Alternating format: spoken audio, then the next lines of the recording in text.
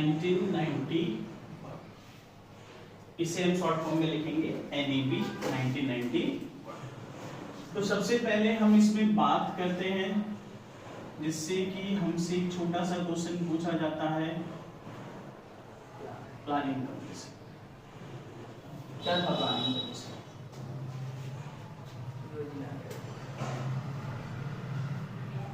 क्या था planning commission? It is a commission which is established in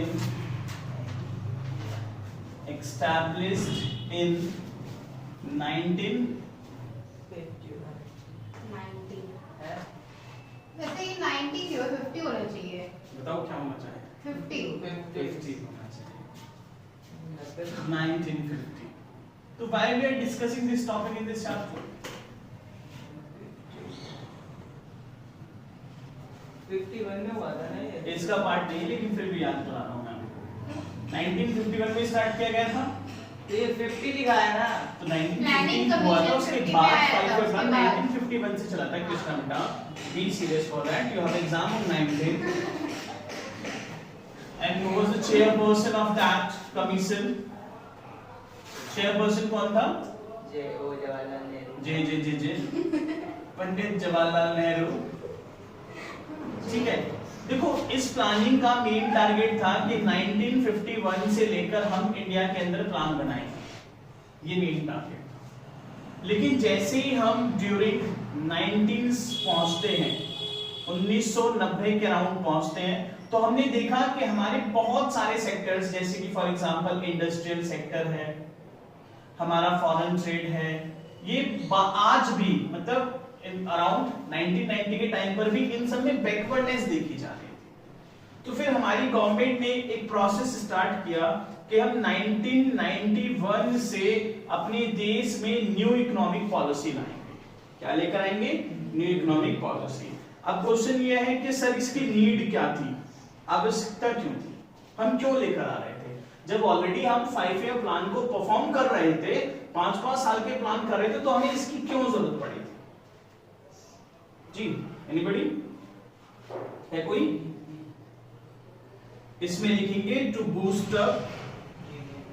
boost up our economy, अपनी economy को boost up करने के लिए, या to increase the production capacity of our economy, अपनी इकोनॉमी की बूस्टअप कैपेसिटी को इंप्रूव करने के लिए, या टू इंप्रूव या टू ब्रिंग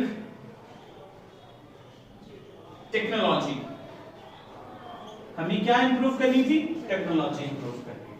ठीक है, या आप ऐसा भी लिख सकते हो कि we have gated the economy as a backward economy. हमें अपने जो पूर्वज थे, जो आजादी के बाद हमें जो इकोनॉमी मिली थी, वो बैकवर्ड और स्टैग्नेंट इकोनॉमी मिली थी, वाइब्रेंट इकोनॉमी मिली थी, और हम अपनी इकोनॉमी में ग्रोथ करना चाह रहे थे। तो इसलिए हमें क्या करना था? हमें इसको अडॉप्ट करना पड़ा 1991। उसके बाद एक टॉपिक आता है elements. Elements in new economic policy 1991। क्या एलिमेंट्स थे? तो there are the 3 elements. Sameer क्या नाम थे? Liberalisation, privatisation and globalisation. अभी तो तुम पढ़ रहे थे, मैंने पढ़ा नहीं था। दैट्स, हम इसे सीधा शॉर्ट फॉर्म कहते थे LBG, लिबरलाइजेशन, प्राइवेटाइजेशन और ग्लोबलाइजेशन। बात करते हैं लिबरलाइजेशन। क्या समझते हैं आप इस वर्ड से? लिबरलाइजेशन मतलब, एक वर्ड होता है लिबरल। लिबरल मतलब इजी, या एक तरह से किसी को छूट देना, फ्रीडम देना, या एक तरह से कह सकते हैं रिमूवल ऑफ रिस्ट्रिक्शंस। जो भी रुकावटें थी, उन रुकावटों को या तो आसान करना, या आजादी दे देना, या उनकी पूरी तरह से हटा देना। That's the meaning of word of liberal. तो लिबरलाइजेशन में जनरली हमने क्या करा था? हमने रिमूवल ऑफ लाइसेंस किया। इंडस्ट्रीज के सेटअप के लिए, इंडस्ट्रीज के प्रोडक्शन के लिए कुछ लाइसेंस थे जो सभी को बहुत ज्यादा कंपलसरी थे, तो हमने उनको क्या कर दिया, रिमूव कर दिया। और ये लाइसेंस हमने लगाए क्यों थे, क्योंकि हम ऑलरेडी एक इंडियन ये प्रॉब्लम फेस कर चुके थे। जब हमने ईस्ट इंडिया कंपनी को परमिशन दी तो उसके बाद हम उनके क्या हो गए थे, गुलाम हो गए थे। तो देश आजाद होने के बाद गवर्नमेंट ने सोचा कि अब हम धीरे धीरे बहुत ध्यान से काम करेंगे और उन्होंने डिक्लेयर कर दिया कि इंडस्ट्रीज के लिए किसकी जरूरत चाहिए, लाइसेंस की। लेकिन एक स्टेट ऐसा आया कि जब हमारे देश में इंडस्ट्रीज ही बहुत कम सेटअप हो रही, क्योंकि हमें किसको बूस्ट अप करना था भाई, इंडस्ट्री में अगर प्रोडक्शन बूस्ट अप करना चाहते हो तो इंडस्ट्रीज लगानी पड़ेगी, आपको टेक्नोलॉजी चेंज करनी तो क्या करनी पड़ेगी, इंडस्ट्रीज लगानी पड़ेगी। तो उसको देखते हुए हमने रिमूवल ऑफ लाइसेंस करना चाहा। दूसरा क्या करना चाहा, रिमूवल ऑफ क्वांटिटेटिव, सुना है ये, क्वांटिटेटिव रिस्ट्रिक्शंस, ये सुना था बेटा, मात्रात्मक कि मात्र आप 1000 यूनिट बना सकते हो। तो हमने क्या करा, इस यूनिट को भी हटा दिया, आप जितना चाहो उतना बनाओ, ठीक है। लेकिन इसके अंदर भी हमने लिबरलाइजेशन में ऐसे कौन कौन से सेक्टर्स थे जिसमें लिबरलाइजेशन को अडॉप्ट किया था, कोई बता सकता है कौन से वो 5 सेक्टर थे? 5 चीजों पर हमने लिबरलाइजेशन करना चाहा। कौन कौन सा? पहला इंडस्ट्रियल सेक्टर, दूसरा जिसे इंडस्ट्रियल सेक्टर रिफॉर्म्स भी कहेंगे, मतलब आप हेडिंग लिख सकते हैं रिफॉर्म्स अंडर लिबरलाइजेशन। पहला इंडस्ट्रियल सेक्टर रिफॉर्म्स, दूसरा टैक्स रिफॉर्म्स, तीसरा financial sector reforms, financial sector reforms, fourth foreign exchange reforms, foreign exchange reforms, और फोर्थ क्या था बेटा, फोर्थ क्या था, investment and trade reforms. Good morning. Investment and trade reforms, ये कुछ हमने 5 रिफॉर्म्स इसमें अडॉप्ट करे थे। और बेटा ये बहुत इंपॉर्टेंट है, ये पांचों के पांचों रिफॉर्म्स, क्योंकि अगर वो पूछेगा तो इसमें पांचों के पांचों आपको लिख कर आने चाहिए। अगर वो कहता है कि explain the reforms under the liberalization, तो you have to work these 5 reforms also. अब हम एक एक करके सभी रिफॉर्म पे चलते हैं। हाँ, इंडस्ट्रियल सेक्टर में भी आया था, हम वो भी लिखेंगे अगर वो डेट में जाएगा तो। लेकिन मुझे अवेयर होना चाहिए, सब कुछ पता होना चाहिए कि अगर इनसे किसी भी क्वेश्चन में उसने इंडस्ट्रियल सेक्टर को लेकर पूछा तो मैं क्या लिखूंगा, तो मुझे उसके बारे में अवेयर होना चाहिए, ठीक है। चलिए इंडस्ट्रियल की बात करते हैं। सबसे पहला सेक्टर इंडस्ट्रियल सेक्टर रिफॉर्म था। किसी को पता है इसके अंदर क्या क्या किया गया था बेटा इंडस्ट्रियल सेक्टर रिफॉर्म्स में?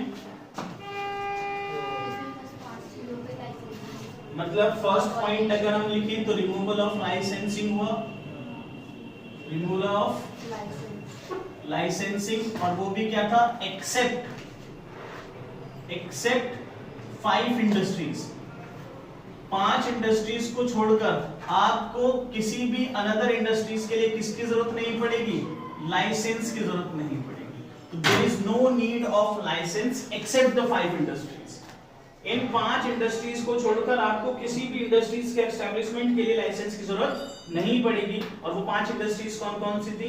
केमिकल हैजार्डस, बम की कंपनी जो कि आप बनाते हैं, दूसरा एक्सप्लोसिव्स हो सकते हैं, और लिक्विड से रिलेटेड, मतलब ऐसे जो कि ह्यूमन को इफेक्ट कर सकते हैं, ह्यूमन को कॉज कर सकते हैं उसकी हेल्थ को। तो ऐसे इंडस्ट्रीज के लिए, लिकर पे, सिगरेट पे, इन सब के लिए आपको लाइसेंस चाहिए, बाकी किसी पे आपको लाइसेंस नहीं चाहिए। दूसरा और क्या हुआ था बेटा? उसके बाद बेटा अगर आपको याद हो तो हमने एक और चीज की थी, रिमूवल ऑफ क्वांटिटेटिव रिस्ट्रिक्शंस। सुनाइए आपने, जो उत्पादन से रिलेटेड रिस्ट्रिक्शंस लगे होते हैं उनको हटा देना, कि now you are able to produce as much as you can, जितना चाहे आप उतनी यूनिट प्रोड्यूस कर सकते हैं। पहले लिमिटेड था, अब लिमिटेड नहीं है। तीसरा बेटा डी रिजर्वेशन, ये सुना आपने, ये क्या था? डी रिजर्वेशन पहले क्या था बेटा? किसी भी इंडस्ट्रीज को एस्टैब्लिश करने के लिए एरिया फिक्स कर दिया गया था कि आप इसी एरिया में इंडस्ट्री लगा सकते हैं। लेकिन डी रिजर्वेशन करने से मतलब क्या है कि जो चीज पहले रिजर्व की गई थी अब उसको क्या कर दिया गया? हटा दिया गया। अब आप जिस एरिया में चाहे, जितनी बड़ी चाहे उतनी बड़ी इंडस्ट्रीज लगा सकते हैं। That is a D reservation. उसके बाद था बेटा कोड, जिसमें मैं लिख रहूंगा प्राइवेट की तरफ, या तो इससे तो मैं प्राइवेट में समझा दूंगा, बट इतना ठीक है। तो ये थी 3 इंडस्ट्रियल सेक्टर में रिफॉर्म्स। पहला रिमूवल ऑफ लाइसेंस, दूसरा रिमूवल ऑफ क्वांटिटेटिव रिस्ट्रिक्शंस और तीसरा क्या था डी रिजर्वेशंस। जो एरिया रिजर्व किए गए थे कि आप इन्हीं एरियाज में अपना प्रोडक्शन कर सकते हैं, उन एरिया को रिजर्व से हटा दिया गया, आप जहां चाहे वहां पे प्रोडक्शन कर सकते हैं। नेक्स्ट बात करते हैं टैक्स रिफॉर्म्स में। टैक्स रिफॉर्म्स में क्या किया गया, तो टैक्स रिफॉर्म में एक ही सुधार अडॉप्ट किया गया था, कौन सा बेटा, जीएसटी। जीएसटी को इंप्लीमेंट किया गया था टैक्स रिफॉर्म में, और जीएसटी का फुल फॉर्म क्या है, गुड्स सर्विस एंड टैक्सेस। और एक रूल जरूर लिख कर आएंगे इसमें कि वन नेशन, क्या था, वन नेशन वन टैक्स। हमारी गवर्नमेंट इस रूल को या इस स्लोगन को फॉलो करना चाह रही थी। उन्होंने मल्टीपल टैक्सेस की जगह पर एक सिंगल टैक्स डिक्लेयर करा था जिसका नाम था GST. That is a tax reforms, कि पूरे देश में एक ही तरह का टैक्स लागू होना चाहिए, मल्टीपल टैक्सिंग सिस्टम को हटा दिया जाएगा। नेक्स्ट चलते हैं बेटा फाइनेंशियल सेक्टर की तरफ। फाइनेंशियल सेक्टर रिफॉर्म्स क्या था बेटा, फाइनेंशियल सेक्टर रिफॉर्म्स में आरबीआई जो पहले कंट्रोलर था, क्या था पहले कंट्रोलर, अब उसे क्या बना दिया गया, फैसिलिटेटर बना दिया गया। फैसिलिटेटर मतलब जो पहले आरबीआई पूरी तरह से बैंकिंग सिस्टम को कंट्रोल करके रख रहा था, अब वो उनका सपोर्ट करेगा, उनका हेल्प करेगा, ठीक है। और साथ में क्या हुआ, पहले आरबीआई बेटा रेट ऑफ इंटरेस्ट भी डिसाइड करता था। कौन डिसाइड करता था, आरबीआई। लेकिन लिबरलाइजेशन में आरबीआई ने छूट दे दी किसको, कॉमर्शियल बैंक को, कि वो खुद से क्या डिसाइड कर सकता है, रेट ऑफ इंटरेस्ट डिसाइड कर सकता है। ये दो तरह के चेंजेस हुए। पहला तो उसका फंक्शन चेंज कर दिया, कंट्रोलर से फैसिलिटेटर बना दिया। दूसरा उसने कुछ अधिकार कॉमर्शियल बैंक को अलॉट कर दिए कि आप जो चाहें लोन पर वो इंटरेस्ट अपने आप ही मैनेज कर सकते हैं। लिखना चाहें लिखें, फिर हम आगे चलते जल्दी से।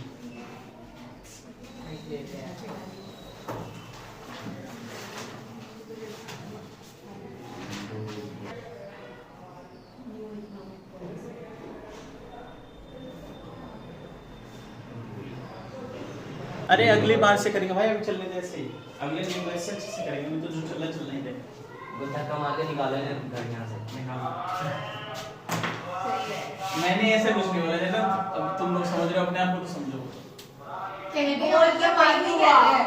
मैं ऐसा बोल सकता हूँ कि अपने बच्चों को नहीं बाद में तो सर हाथ नहीं लगने वाली। फोर्थ पॉइंट था फॉरेन एक्सचेंज।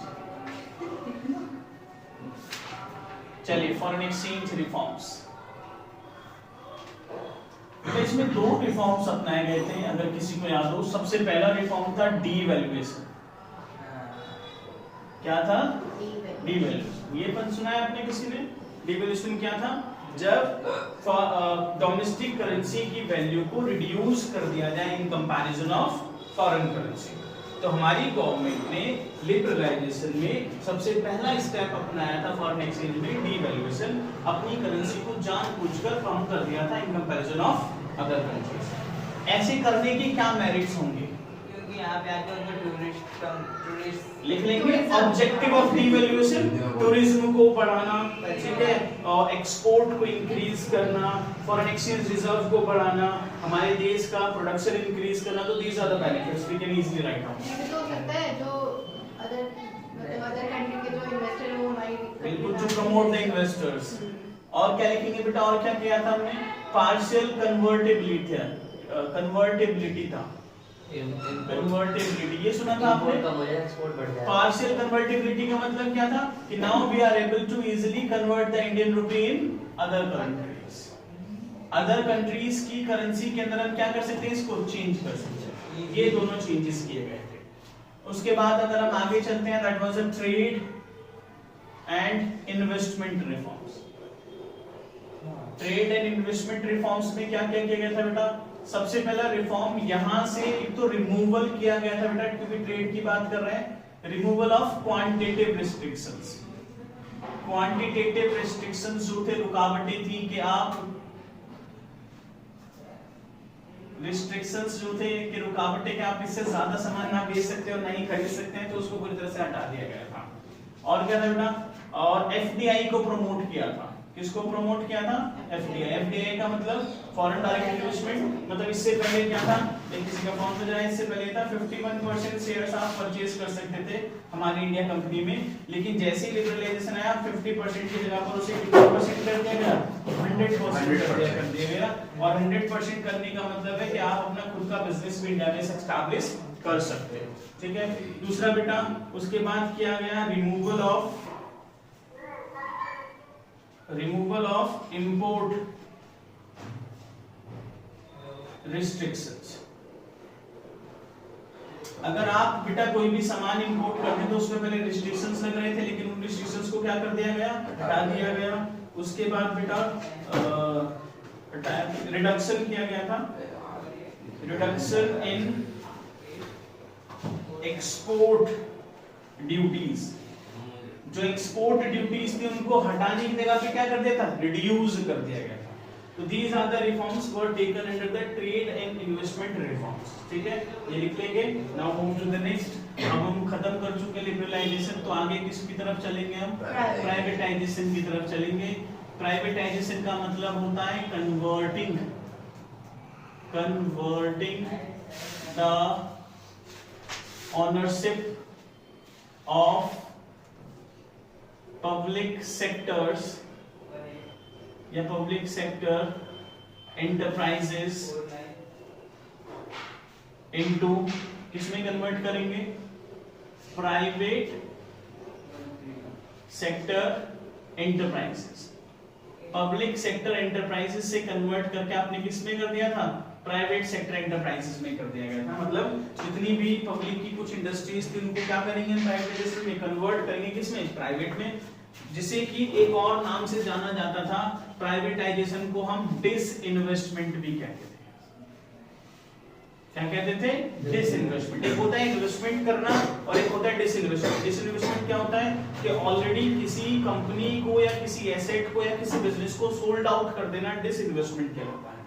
तो इसे आप प्राइवेटाइजेशन भी कह सकते हो, डिसइन्वेस्टमेंट भी। जिसमें क्या हो रहा है बेटा, पब्लिक सेक्टर एंटरप्राइजेस को कन्वर्ट किया जा रहा है किसमें, प्राइवेट सेक्टर एंटरप्राइजेस। अब इसको दो तरीके से किया गया था, या तो आप पार्शियली कर सकते हैं, कैसे कर सकते हैं, पार्शियली कन्वर्टिबल, और या आप कैसे कर सकते हैं, फुली कन्वर्टिबल कर सकते हैं। पार्शियल मतलब बेटा आप 51% शेयर्स कर सकते हैं किसी को एक्सचेंज, या कितने शेयर्स एक्सचेंज कर सकते हैं, सीधे 100%, ठीक है। और इसी में इंपॉर्टेंट नोट डालकर लिखेंगे कि हमारी जो इंडस्ट्रीज की संख्या थी पब्लिक सेक्टर की इंडस्ट्रीज की, वो रिड्यूस होकर कितनी हो गई थी, 17 पब्लिक सेक्टर्स बचे थे, बस पब्लिक इंडस्ट्रीज बची थी। मतलब इंडस्ट्रीज 218 से घटाकर मात्र कितनी छोड़ी गई थी, 17 इंडस्ट्रीज छोड़ दी गई थी। और आज के टाइम पर इन 17 को घटाकर भी 5 कर दिया गया है प्रेजेंट टाइम। अभी अगर मैं प्रेजेंट लिखूं तो निर्मला सीतारमण जी ने भी पाक इंडस्ट्रीज को 17 से घटाकर कितने में कन्वर्ट कर दिया, 5 इंडस्ट्रीज में, ठीक है। That is it. हां, वो कह रहे थे लॉस में चल रहे हैं हम लोग, पैसे प्राइवेट को देंगे तो ज्यादा कमा पाएंगे। फिर यहीं पर एक इंपॉर्टेंट पॉइंट आया था SSI, small scale industries. Small scale industries जिनका बेटा अगर डिफरेंस लिखना है तो इनका जो डिफरेंस होगा वो मिनिमम कैपिटल के बेसिस पे होगा कि इनकी जो इन्वेस्टमेंट थी वो मिनिमम इतने लाख रुपए, अब प्रेजेंट में जो है वो 5 करोड़ तक के बीच में है, और उस टाइम पर बात करें तो कुछ लाखों के बीच में चल रही थी कि 10 लाख या 20 लाख जिसकी इन्वेस्टमेंट होगी वो। तो हम लिख सकते हैं कि जिसकी मिनिमम इन्वेस्टमेंट कितनी होनी चाहिए, 10 लाख, लेकिन कब, 1991 के टाइम की बात कर रहा हूं। और अगर प्रेजेंट में करूं तो 1 करोड़ से लेकर 10 करोड़ तक का इन्वेस्टमेंट जिसका होगा वो स्मॉल स्केल इंडस्ट्रीज होंगी, ठीक है। तो इनकी डेफिनेशन हम कैपिटल के बेसिस पे लिखेंगे, ठीक है। उसके बाद बेटा अगर हम एसएसआई को प्रमोट करेंगे तो इसके क्या फीचर्स हैं, एसएसआई के क्या फीचर्स हैं।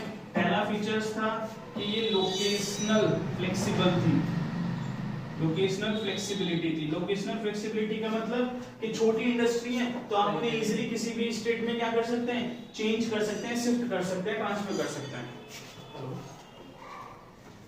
जी बताइए मैम। मैं थोड़ा ये कर रहा है, ज्यादा प्यार मोहब्बत में बदलना अच्छा नहीं, जेलसी नहीं हो रही, तो वो देख नहीं रहे हो। लोकेशनल फ्लेक्सिबिलिटी होता है बेटा। दूसरा होता है लेस कॉस्टली, इन इंडस्ट्रीज को एस्टैब्लिश करने के लिए आपको मिनिमम कॉस्ट चाहिए होती है। इसे हिंदी में लाइक इसको एसएसआई को लघु उद्योग, लघु स्तरीय उद्योग। तीसरा बेटा ये लेबर इंटेंसिव होते हैं, क्या होते हैं ये? Labour intensive. लेबर इंटेंसिव का मतलब क्या होता है? जिसके अंदर ज्यादा लेबर यूज की जाती है इन कंपैरिजन ऑफ मशीन। ठीक है। फोर्थ क्या लिखेंगे? लेस कैपिटल रिक्वायर्ड होता है इनके लिए, कम कैपिटल की जरूरत होती है, लेस कैपिटल रिक्वायर्ड। तो these are the features of SSI बेटा, ये याद रखेंगे। और एक और था, किसी ने सुना था, वो क्या था? इंडस्ट्रियल पॉलिसी रिजोल्यूशन, वो भी इसी चैप्टर में आई थी 1956 में शायद ये सेकंड में है वो। सेकंड में इसमें नहीं है। हेलो सेकंड में मैंने भी सेकंड में जी ठीक है जी जी जी ये चीज हो जाती है फोन में।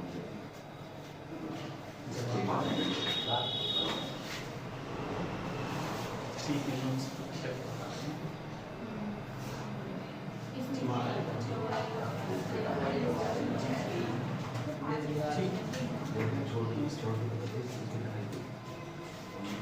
बेटा सुन लो, कोई भी इस चैप्टर में हो या ना हो, लेकिन ये टॉपिक याद है तो पढ़ लो। एक टॉपिक है बेटा आईपीआर 1956, जैसे इसमें नहीं है कि 1956 है ना, आईपीआर 1956। क्या नाम था बेटा इसका? मतलब इंडस्ट्रियल पॉलिसी रिजोल्यूशन। क्या पर्पस था इसको, क्यों लिया गया था इसको आईपीआर 1956 को? बेटा सबसे पहले तो इसने सभी इंडस्ट्रीज को कितनी कैटेगरीज में बांटा था? 3 टाइप्स ऑफ इंडस्ट्रीज में इसने बांट दिया था, 3 कैटेगरीज में। पहली कौन सी थी बेटा? पब्लिक इंडस्ट्रीज, दूसरी प्राइवेट, और तीसरी वो जो इन दोनों में नहीं आती थी, नॉट पब्लिक एंड प्राइवेट। ठीक है। तो पहला तो ये था कि इसने इंडस्ट्री, फिर क्या करा था बेटा इसने इंडस्ट्रियल कंसेशन भी दिया था। क्या दिया था? Industrial concession. ये क्या था बेटा? कंसेशन क्या था? कंसेशन मतलब एक तरह से डिस्काउंट टाइप हो जाता है, छूट टाइप हो जाता है। क्या था डिस्काउंट? पहला ये था कि इनसे जो सब्सिडी दी जाएगी, इनको सब्सिडी ऑन इलेक्ट्रिसिटी बिल, बिजली के बिल पर इनको सब्सिडी दी जाएगी। अगर मार्केट में रेट चल रहा है 15 रुपए यूनिट, तो इनको 10 रुपए यूनिट दी जाएगी। ठीक है। दूसरा, अगर ये किसी भी बैकवर्ड रीजन में इंडस्ट्रीज लगाते हैं, तो इनको जो लैंड मिलेगी वो मार्केट प्राइस से लेस पे मिलेगा, अगर ये बैकवर्ड रीजन में इंडस्ट्रीज लगाएंगे तो। यही था आईपीआर में। आईपीआर में 2 चीज करी गई थी, इंडस्ट्रीज को कैटेगरीज में बांटना और इंडस्ट्रियल कंसेशंस प्रोवाइड करना। लिख लीजिए इसे जल्दी से, फिर हम आगे चलते हैं प्राइवेटाइजेशन की तरफ, ग्लोबलाइजेशन की तरफ, और चैप्टर खत्म करते हैं। उसके बाद पीट पूरा करना जरूरी था गाइस, तो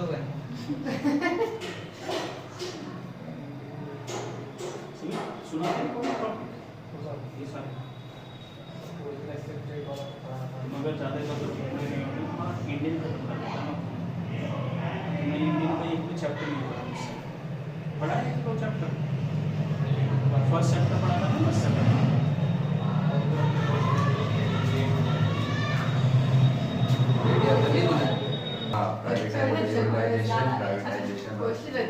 बेटा जैसे ही ग्लोबलाइजेशन आता है तो सिंपल एक वर्ड याद रखेंगे, integration. Integration of our country. Our country की जगह पर आप डोमेस्टिक कंट्री वर्ड भी यूज कर सकते हैं। और किसके साथ कनेक्ट करना चाहते हैं? With rest of the world के साथ। सिंपल लैंग्वेज में करेंगे कि ग्लोबलाइजेशन का मीनिंग ही होता है अपनी इकोनॉमी को अदर इकोनॉमीज के साथ कनेक्ट कर देना। ठीक है। तो क्या क्या स्टेप्स करेंगे इसके अंदर हम? बताओ भाई क्या क्या करेंगे? प्रमोट करेंगे हम किसको? एक्सपोर्ट और इंपोर्ट को। Good. Promote imports, second promote export, और क्या करेंगे बताइए? अब ये प्रमोट कब होगा? ये प्रमोट कब होगा?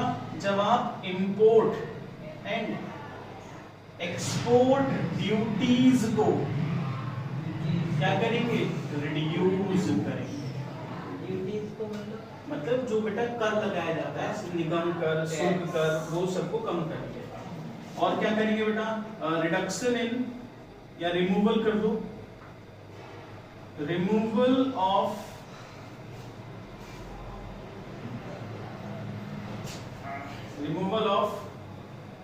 quantitative restrictions इसको लिख के आता है। during import and export। Import and export करते वक्त भी क्वांटिटेटिव रिस्ट्रिक्शंस लगा हुआ था कि आप इतना सामान बेच सकते हैं, इतना सामान खरीद सकते हैं, तो उसको भी क्या कर दो, हटा दो। ठीक है, now the next question is, homework भी हो सकता है ये, merits and demerits of LPG. LPG इसमें पॉजिटिव सब लिखेंगे और उसमें नेगेटिव। डीमेरिट्स, मेरिट्स क्या होंगे एलपीजी के, सबसे पहला लिखना स्टार्ट करो देश से, देश की इनकम क्या होगी, बढ़ेगी। दूसरा जीडीपी क्या होगी, बढ़ेगी। तीसरा एम्प्लॉयमेंट क्या होगी, बढ़ेगी। और क्या होगा, प्रोडक्शन कैपेसिटी बढ़ेगी, बढ़ेगी ना प्रोडक्शन कैपेसिटी। और आपने पढ़ा था वो फॉरेन एक्सचेंज रिजर्व, हमारे देश का क्या बढ़ेगा बेटा, फॉरेन एक्सचेंज रिजर्व इंक्रीज होगा। और क्या होगा बताइए, हम इंटरनेशनल मार्केट में, इंटरनेशनल मार्केट में हमारा शेयर इंक्रीज होगा, होगा। एग्रीकल्चर को नेग्लेक्ट, नेग्लेक्ट किया, नेग्लेक्ट का मतलब इग्नोर किया, किसको किया, नेग्लेक्ट ऑफ एग्रीकल्चर सेक्टर, क्या होगा। अभी बताओ, जब आप दूसरे देश को अपने देश में बुलाओगे तो हम कंपटीशन क्रिएट कर रहे हैं, competition for our domestic industries, इनके लिए कंपटीशन बढ़ेगा। साथ में क्या होगा, इन्फ्लेशन देखने के लिए मिलेगा कि नहीं मिलेगा, लोगों की डिमांड चेंज होगी कि नहीं होगी, चेंज इन डिमांड, लोगों की चेंज डिमांड क्या हो जाएगी, वेस्टर्न हो जाएगी। और हमारा कल्चर इफेक्ट होगा कि नहीं होगा। लिबरलाइजेशन, प्राइवेटाइजेशन और ग्लोबलाइजेशन आएगी है ना, पूछा आपने बताया तो